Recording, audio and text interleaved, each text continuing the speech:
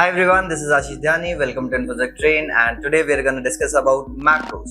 So you might have heard about the word macros. What are macros? Macros are the shortcuts in your system which you use for automating the task. So let's say there is a task which you want to repeat.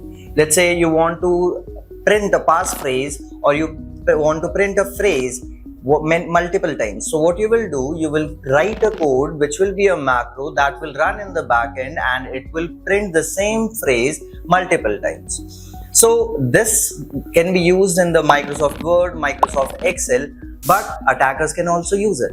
How attackers can use it? Attackers can write malicious scripts. As I said, that macros, they run in the background. So attacker can send you an Excel file. Once you open that Excel file, your session will be stealed, or attacker can steal your data as well. Then attacker can use these macros to spread the viruses as well.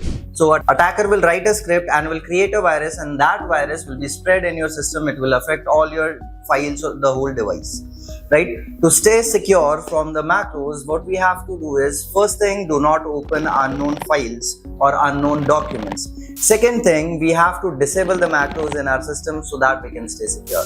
So I hope you guys enjoyed the video. Thank you so much.